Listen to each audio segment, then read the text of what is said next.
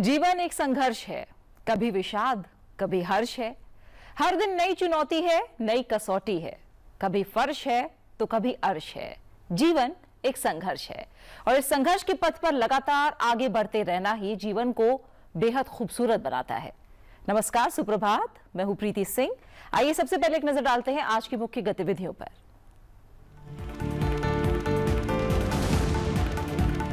छठे चरण में हुई वोटिंग के फाइनल आंकड़े चुनाव आयोग ने किए जारी। 58 सीटों पर 63.37% मतदान। सभी 6 चरणों में अब तक 486 सीटों पर 66% वोटिंग।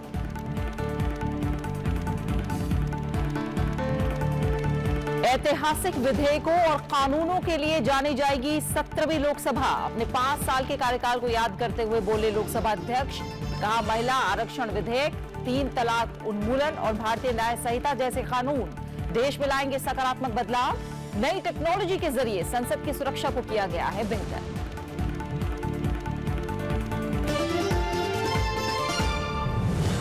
भूस्खलन प्रभावित पापुआ न्यू गिनी के लिए भारत ने बढ़ाया मदद का हाथ। राहत, पुनर्वास और पुनर्निर्माण के प्रयासों को समर्थन देने के लिए $1 मिलियन अमेरिकी की सहायता राशि देने का किया ऐलान। एंगा प्रांत में 24 मई को हुआ था विनाशकारी भूस्खलन। मिजोरम में चक्रवाती तूफान रेमल के प्रभाव के चलते मूसलाधार बारिश और भूस्खलन की घटनाओं में कम से कम 25 लोगों की मौत, 14 की मृत्यु। पत्थर की खदान धंसने से भूस्खलन के बाद से कई लोग लापता। अपूर्व चंद्रा 77वें WHO समिति ए के अध्यक्ष नियुक्त। वसुधैव कुटुंबकम पर दिया संबोधन। जिनेवा में हो रही विश्व स्वास्थ्य सभा के दौरान गूगल के मुख्य स्वास्थ्य अधिकारी से भी हुई मुलाकात। एआई में अधिक सहयोग की जरूरत पर डाला प्रकाश। यूनाइटेड किंगडम के संसद अवर सचिव के साथ भी द्विपक्षीय बैठक।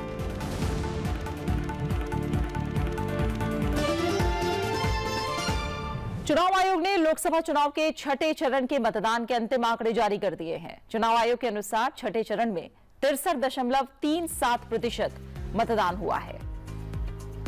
लोकसभा चुनाव के छठे चरण में 58 सीटों पर 63.37% वोटिंग हुई। इसमें सबसे ज्यादा पश्चिम बंगाल की 8 सीटों पर 82.71% वोट डाले गए।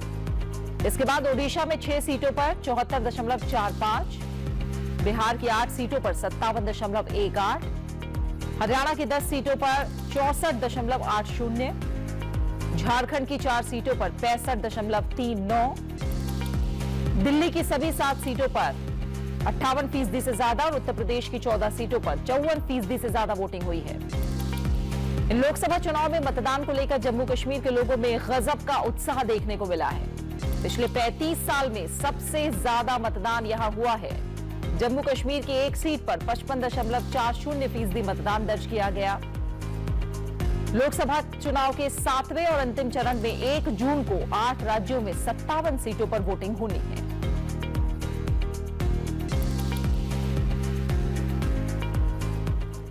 उपराष्ट्रपति जगदीप धनखड़ और आरएलडी प्रमुख जयंत चौधरी ने किसान घाट पर पूर्व प्रधानमंत्री चौधरी चरण सिंह को श्रद्धांजलि दी। आज भारत रत्न और पूर्व प्रधानमंत्री चौधरी चरण सिंह की 37वीं पुण्यतिथि है।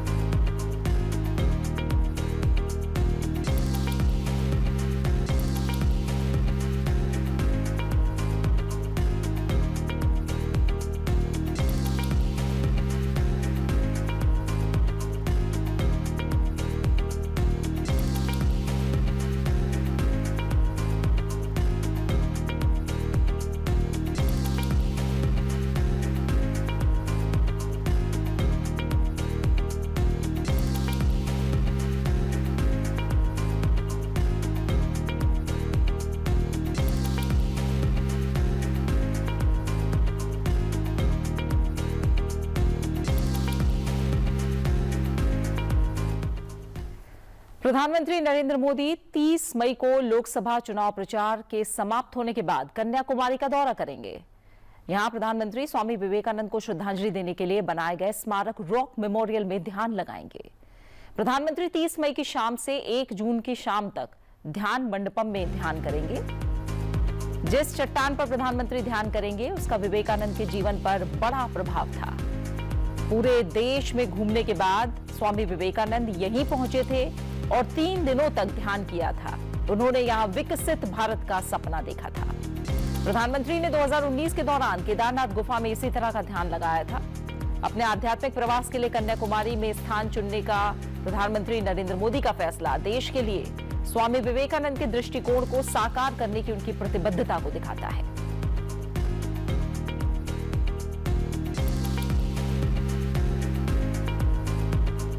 लोकसभा अध्यक्ष ओम बिरला ने अपने 5 साल के कार्यकाल को याद करते हुए कहा है कि ऐतिहासिक विधेयकों और कानूनों के लिए जानी जाएगी 17वीं लोकसभा। नए संसद भवन के पहले दिन ही नारी शक्ति वंदन अधिनियम पर चर्चा होना और उसका पास होना 17वीं लोकसभा के लिए एक बड़ी उपलब्धि रही। उन्होंने देश के इतिहास में सिंगोल परंपरा की चर्चा करते हुए कहा कि यह हमें आश्वस्त करता है कि इस आसन पर बैठने के बाद किसी के साथ अन्याय नहीं होगा। नए संसद भवन में कई ऐतिहासिक बिल पारित हुए हैं। उसमें पहले दिन ये ऐतिहासिक बिल भी पारित हुआ, 128वां संविधान संशोधन नारी शक्ति वंदन अधिनियम, जो वर्षों तक जिसकी प्रतीक्षा थी कि लोकतंत्र में सभी वर्गों को, सभी लोगों को, समाज के पुरुष महिलाओं को प्रतिनिधित्व मिले और इसमें महिलाओं को विशेष रूप से 33% आरक्षण का ये विधेयक है, जो राज्य विधानसभाओं में भी और संसद में भी। निश्चित रूप से इससे महिला प्रतिनिधित्व की संख्या बढ़ेगी, जो देश भर के राज्यों के अंदर विधानमंडल में भी और लोकसभा राज्यसभा के अंदर भी अपनी अपनी बात सदन में कहेंगी। उनकी समस्याएं, उनकी कठिनाई, उनके अभावों को सदन के माध्यम से सरकारों तक पहुंचाएगी, ताकि एक जो समानता की बात हम करते हैं और समानता की बात जब हम करते हैं तो निश्चित रूप से महिलाएं और मातृशक्ति हमारे सबके लिए हमेशा पूजनीय रही है। इसलिए लोकतांत्रिक नेतृत्व में भी उनको प्रतिनिधित्व मिले।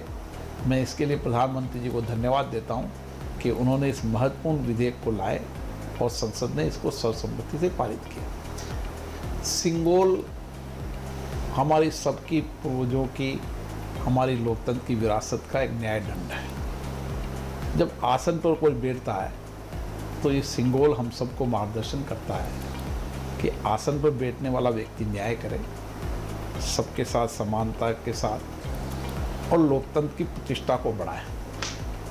इसलिए सिंगोल हमारी आस्था, हमारे विश्वास और प्रेरणा का केंद्र है, जो वर्षों पुराने हम इतिहास को देखते हैं तो ये न्याय की राज चलाने के लिए ये सिंगोल उस समय प्रधानमंत्री जी को और सरकारों को सपूत किया था। और आज मैं मानता हूँ कि सिंगोल का इतिहास और यहाँ की विरासत हम सबको नई प्रेरणा देती है। पापुआ न्यू गिनी में 24 मई को भूस्खलन के कारण करीब 2000 लोगों के मलबे में दबकर मौत की आशंका है। राष्ट्रीय आपदा केंद्र ने संयुक्त राष्ट्र को लिखे पत्र में ये जानकारी दी है। इस बीच भारत भारी भूस्खलन में मार झेल रहे पापुआ न्यू गिनी की मदद के लिए आगे आया है। विदेश मंत्री एस जयशंकर ने पापुआ न्यू गिनी में भूस्खलन की दुर्घटना पर दुख जाहिर किया है। उन्होंने कहा कि सरकार और लोगों के साथ भारत की संवेदनाएं हैं। भारत इस कठिन समय में अपने मित्र देशों के साथ एकजुटता से खड़ा है। भारत सरकार ने द्वीपीय देश में राहत, पुनर्वास और पुनर्निर्माण प्रयासों के लिए 10 लाख अमेरिकी डॉलर की तत्काल राहत सहायता की घोषणा की है। विदेश मंत्रालय ने यह जानकारी दी है कि Papua New Guinea forum for India Pacific islands corporation के तहत एक करीबी दोस्त और भागीदार है और वहां के मैत्रीपूर्ण लोगों के साथ एकजुटता के संकेत के रूप में ये सहायता प्रदान की जा रही है। वहीं प्रधानमंत्री नरेंद्र मोदी ने प्राकृतिक आपदा पर गहरी संवेदना व्यक्त की है और कठिन समय में प्रशांत द्वीप देश को हर संभव समर्थन और सहायता देने का वादा किया है। प्रधानमंत्री ने एक्स के जरिए कहा कि पापुआ न्यू गिनी में हुए विनाशकारी भूस्खलन से हुई जान माल की हानि और क्षति से हम बहुत दुखी हैं। प्रभावित परिवारों के प्रति हमारी हार्दिक संवेदनाएं और घायलों के शीघ्र स्वस्थ होने की प्रार्थनाएं। भारत हर संभव सहायता और सहयोग के लिए तैयार है।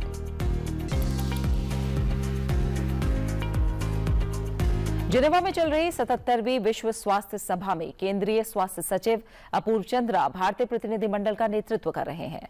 अपूर्व चंद्रा को जिनेवा में हो रही विश्व स्वास्थ्य सभा की समिति ए का अध्यक्ष नियुक्त किया गया है। ये समिति सार्वभौमिक स्वास्थ्य कवरेज, सार्वजनिक स्वास्थ्य आपातकालीन तैयारी और प्रतिक्रिया, रोगाणुरोधी प्रतिरोध, जलवायु परिवर्तन, WHO के लिए स्थायी वित्त पोषण जैसे मुद्दों को कवर करने वाले विभिन्न कार्यक्रम संबंधी विषयों पर चर्चा की सुविधा दे रही है। WHO वर्तमान में 27 मई से 1 जून तक ये सभा चल रही है, जिसमें अंतर्राष्ट्रीय स्वास्थ्य विनियमों में संशोधन पर चर्चा हो रही है। इस दौरान केंद्रीय स्वास्थ्य सचिव अपूर्व चंद्रा ने सभा के कार्यक्रम में गूगल के मुख्य स्वास्थ्य अधिकारी डॉक्टर कैरन डिसाल्वो से मुलाकात की। इस दौरान उन्होंने AI में अधिक सहयोग की जरूरत पर प्रकाश डाला। Ayushman Bharat digital mission, automated retinal disease assessment जैसे अधिक डिजिटल स्वास्थ्य उपकरण बनाने और उन्हें आयुष्मान भारत डिजिटल मिशन को सक्षम बनाने के लिए गूगल का समर्थन मांगा है। इसके बाद केंद्रीय स्वास्थ्य सचिव अपूर्व चंद्रा ने यूनाइटेड किंगडम के संसद अवर सचिव लॉर्ड मार्कम के साथ द्विपक्षीय बैठक की। इस दौरान दोनों देशों ने विशेष रूप से ब्रिटेन में स्वास्थ्य देखभाल पेशेवरों की गतिशीलता के क्षेत्र में दोनों देशों के बीच समझौता ज्ञापन से संबंधित कुछ मामलों के अलावा कई और महत्वपूर्ण मुद्दों पर चर्चा की है। और आइए एक नजर डालते हैं 77वीं विश्व स्वास्थ्य सभा के पहले दिन हुई गतिविधियों पर।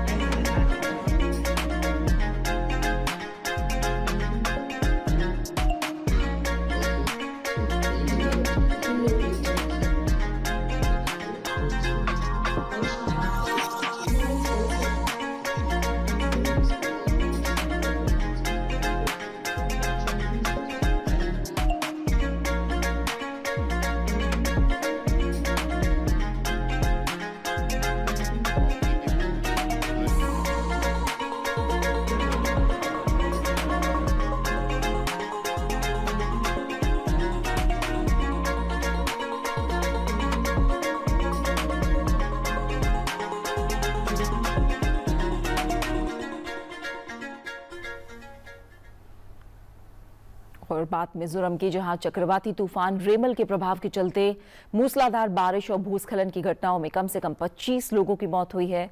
इनमें से 14 की मृत्यु पत्थर की खदान धंसने से हुई है। राज्य आपदा प्रबंधन प्राधिकरण ने ये जानकारी दी है।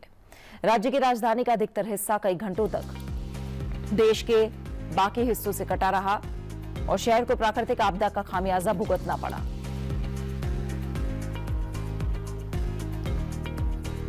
एक भीषण भूस्खलन के कारण आइजोल जिले में पत्थर की खदान धंसने से 2 नाबालिगों समेत कम से कम 14 लोगों की मौत हो गई। 8 अन्य लापता हुए हैं।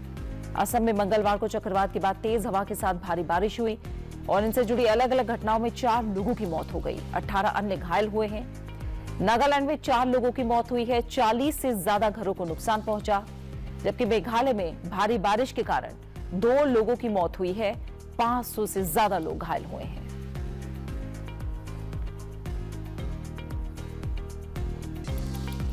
पूरा उत्तर भारत इस वक्त मौसम की मार झेल रहा है। झुलसा देने वाली गर्मी से लोग परेशान हैं। आसमान आग बरसा रहा है और लोगों को इंतजार है तो बारिश का। उत्तर और मध्य भारत का बड़ा हिस्सा मंगलवार को भीषण गर्मी की चपेट में रहा। राजस्थान के चूरू और हरियाणा के सिरसा में तापमान 50 डिग्री सेल्सियस को पार कर गया, जबकि राष्ट्रीय राजधानी में पारा इस मौसम की सामान्य से 9 डिग्री ऊपर दर्ज किया गया। मौसम कार्यालय के अनुसार दिल्ली में कम से कम 3 मौसम केंद्रों पर अधिकतम तापमान 49 डिग्री सेल्सियस या उससे ज्यादा दर्ज किया गया। इनमें मुंगेशपुर और नरेला में 49.9 डिग्री और नजफगढ़ में 49.8 डिग्री तापमान दर्ज हुआ। ये इस मौसम में राजधानी में दर्ज किया गया सबसे ज्यादा तापमान था। मौसम विभाग के अनुसार दिल्ली में अगले कुछ दिनों तक लू की स्थिति बने रहने की आशंका है।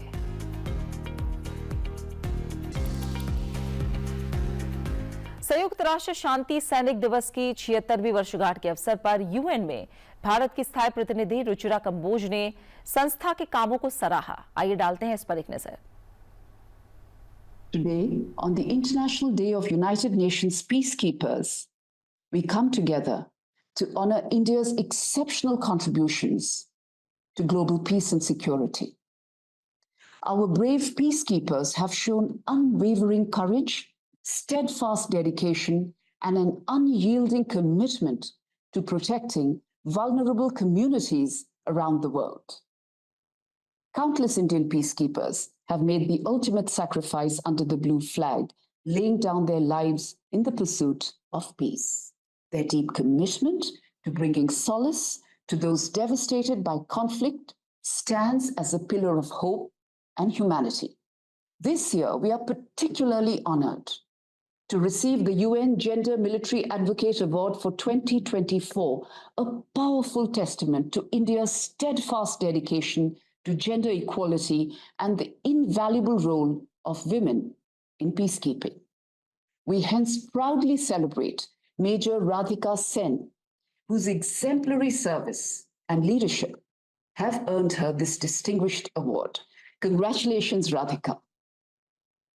India's contributions, however, extend far beyond operational deployments. Our think tanks, enriched with a wealth of experience, contribute to the latest ideation and strategic thinking in peacekeeping, ensuring our approaches are both innovative and effective to build a world where peace is not just a distant dream, but a tangible reality. Let us honor their legacy today by redoubling our efforts, standing united in our pursuit of justice and harmony for all humanity. Bharat को वैश्विक सर्पदंश की राजधानी कहा जाता है। भारत में सर्पदंश यानी सांप के काटने से करीब 50,000 लोगों की मौत होती है। देश में सर्पदंश की रोकथाम और जागरूकता बढ़ाने के लिए ICMR NITM शोध पर काम कर रहा है। इस पर ज्यादा जानकारी के लिए हमारे संवाददाता सुरेंद्र कुमार ने IMR के वैज्ञानिकों से बातचीत की। देश भर में करीब एक साल में सांप के काटने से करीब 50,000 लोगों की मौत होती है। इस पर बात करने के लिए हमारे साथ मौजूद हैं ICMR NITM के दो साइंटिस्ट। उनसे जानते हैं कि इसके बारे में वो लोग क्या काम कर रहे हैं। सर, सबसे पहले मेरा सवाल आपसे है कि अपना नाम बताएं और दूसरा ये बताइए कि जो सांप काटने की एक समस्या है वो कितनी गंभीर है। हमारे इंडिया में एनुअली हर साल लगभग 58,000 deaths are happening only because of snake bite. तो स्नेक बाइट से हो रहा है। तो दिस स्नेक ये जो है हम आसानी से हेल्थ सिस्टम को स्ट्रेंथनिंग करके हम प्रिवेंट कर सकते हैं। इसमें हमने हमारे शोध से हम अभी इसके कारण ढूंढने के लिए हमने क्या किया था कि हमारे जो कर्नाटका सरकार है उनसे मिलके हमने एक स्टडी कंडक्ट किया था कि इसका कारण क्या हो सकता है, मेजर क्या कारण क्या हो सकते हैं। तो हमने उसके स्टडी में हमने ये पाया कि 3 मेजर प्रॉब्लम्स हमको दिखे उसमें। तो पहला प्रॉब्लम ये था कि पेशेंट्स बहुत देर से हॉस्पिटल पहुंच रहे थे। तो हमने देखा कि क्यों हॉस्पिटल देर से पहुंच रहे। तो हमने ज़्यादातर लोगों में क्या देखा कि वो लोकल जो ट्रेडिशनल पीपल रहते हैं उनके पास जाके बहुत देर के बाद हॉस्पिटल आते हैं कि जब वो complication already they are in the complication phase. और दूसरा हमने ये देखा कि एंटी स्नेक वेनम एक स्टैंडर्ड ट्रीटमेंट है करके बहुत सारे लोगों को वो पता नहीं है। और जब भी ये एंटी स्नेक वेनम जो है वो रूरल एरियाज में पाने का अवेलेबिलिटी इज द स्केर्सिटी, वो भी एक हमने हमारे शोध में जानकारी ली। और तीसरा हमने ये देखा कि जो लैक ऑफ ट्रेनिंग हमारे रूरल जो हेल्थ स्टाफ है they are not well trained regarding the management of this complication associated with snake bite का। तो ये 3 मेजर कारण हम हमारे जिस शोध से मैं आपसे जानना चाहूँगा। हमारे साथ मौजूद हैं डॉक्टर रईश। सर, ये बताइए सांप के काटने से जो मौतें हो रही हैं उसको ना तो उस स्तर पर रिपोर्ट किया जाता है ना उस स्तर पर इसका प्रचार प्रसार है। ऐसे में ICMR NITM जो इस गंभीर विषय पर काम कर रहा है, किस तरह की शोध कर रहा है, क्या काम आप लोग कर रहे हैं इसमें? सर वो बहुत सारा लोग स्पेशली वो ग्रामीण प्रदेश से होता है, इसके ज़्यादा काट होता है, स्पेशली ज़मीन में कौन काम करते हैं इसके, वो पहले डिपेंडेंट होता है वो ट्रेडिशनल हीलर का हो, इसके पास जाके only if it is complicated then only they will go to the PHCs और दी टेरिशरी केयर, वहाँ जाता है। इसकी वजह से हम लोग पहले वो प्लान किया था ये ट्रेडिशनल मेडिसिन है वो रियली वो वर्क काम करता है नहीं करता है, ऐसे करके मोस्ट कॉमन 21 प्लांट्स को हम लोग आइडेंटिफाई किया। तो throughout the Karnataka, western Ghat ये रीजन में यूज करते हैं, डिफरेंट रीजन में। ये 21 प्लांट को initially by using computation and laboratory study में हम लोग स्टडी करके इसमें हम लोग वो फाइनली आइडेंटिफाई किया मेनी ऑफ दिस प्लांट्स इसका वो टॉक्सिन होता है, विनम होता है ना, इसका एक्टिविटी न्यूट्रलाइज नहीं कर पाया।